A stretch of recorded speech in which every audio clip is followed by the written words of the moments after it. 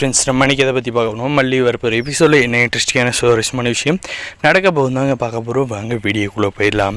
நம்ம மல்லி மேலே பார்த்திங்கன்னா தேவையில்லாத பழியை போட்டு அவங்கள கஷ்டப்படுத்துறதே இந்த ராஜேஸ்வரிக்கு இந்த ரஞ்சிதாவுக்கு வேலையை இருக்குங்க. அந்த விதத்தில் பார்த்திங்கன்னா நம்முடைய மல்லி எப்படி அந்த காசை சேர்த்துனா அப்படின்ற விஷயத்தை தேடி பார்க்குறாங்க இந்த ராஜேஸ்வரியும் இந்த ரஞ்சிதாவும். அதில் பார்த்திங்கன்னா நம்ம அன்னபூர்ணி அம்மா நம்முடைய மல்லிக்கு ஒரு ஆர்டரை பிடிச்சி தந்திருக்காங்க. அந்த ஆர்டர் நல்லபடியாக செஞ்சு கொடுத்ததுனால நம்முடைய மல்லிக்கு இந்த பணம் கடிச்சு தான் இந்த வேலையெல்லாம் பார்த்துருக்காங்க அப்படின்றத நம்முடைய விஜய்கிட்ட நல்லபடியாக போட்டு கொடுத்துட்றாங்க.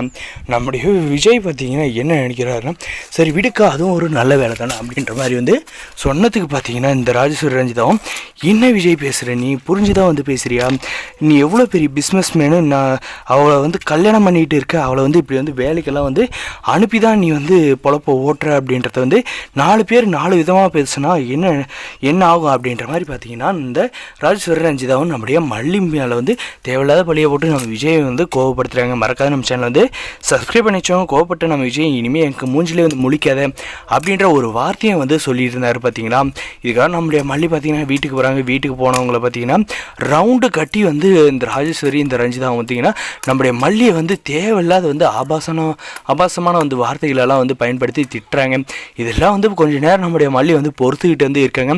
ஆனால் நம்முடைய விஜய் நம்முடைய மல்லி புரிஞ்சுக்கிட்டது துளி அளவு கூட இல்லைன்றது இது பார்க்குறப்ப உதர்சனம் ஆகுதுங்க. ஏன் அப்படி சொல்கிறேன்னு பார்த்தீங்கன்னா, எப்போ இந்த ராஜேஸ்வரி நம்முடைய மல்லியை பற்றி தப்பாக சொன்னாலையும் அந்த டைம் இது கரெக்டாக இருக்குமா தப்பாக இருக்குமான்னு கொஞ்சம் கூட யோசிக்காத அறிவு கேட்டுத்தனமாக நம்முடைய மல்லி மேலே சந்தேகப்பட்டு கேள்வி கேட்குறது. அதுக்கப்புறம் அது ஒரு சில நாட்கள் கழித்து அது பொய் அப்படின்ற மாதிரி மல்லி செஞ்சது ரைட்டுன்ற தெரியுன்றப்ப என்னை மன்னிச்சிரு மல்லி, உன்ன மாதிரி என்ன யாராலையும் இருக்க முடியாது, நீ இவ்வளோ பொறுத்துக்கிட்டு இருந்திருக்க அப்படின்ற மாதிரி சொல்லி மன்னிப்பு கேட்குறதுல என்ன புரோஜனம் இருக்குன்றத சொல்லுங்கள் பார்க்கலாம்.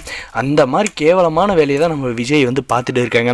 அந்த ராஜேஸ்வரிக்கு என்ன வேலை, பிறந்த வீட்டுக்கு தின்னங்களா பேண்டங்களா கிளம்பி போனாங்களான்னு இல்லாத நம்முடைய விஜயோட வாழ்க்கையை ஏன் இப்படி புரட்டி போட்டு அந்த ஒன்றுத்துக்கும் உதவாத இந்த ரஞ்சிதாவை நம்முடைய விஜயோட வாழ்க்கையில் கொண்டு வரணும்னு நினைக்கிறான்றதாங்க தெரியல. அதுவும் போக இவளெல்லாம் கண்டிப்பாக இவளெல்லாம் கனடா வந்துருக்க மாட்டாங்க. வீட்டுக்காரன் அடித்து துடைத்திருப்பான், நீ எனக்கு தேவையில்லடி, நீ ஆடுற ஆட்டத்துக்கு என் பிஸ்னஸ் எல்லாம் லாஸ் ஆயிரும்னு சொல்லிட்டு தான் முடிக்கிருப்பான்.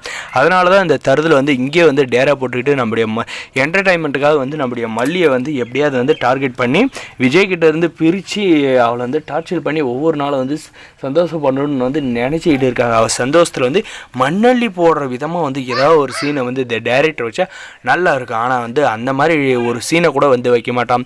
2 எபிசோடு பார்த்திங்கன்னா சும்மா சந்தோஷமாக இருக்கிற மாதிரி நம்முடைய மல்லியை காமிச்சிருந்தாங்கன்னா, அடுத்து வர எல்லா எபிசோடும் பார்த்திங்கன்னா நம்முடைய மல்லியோட கேரக்டர் தப்பாக காட்டி தாங்க இந்த டேரக்டர் கதையை எடுத்துகிட்டு இருக்கான்.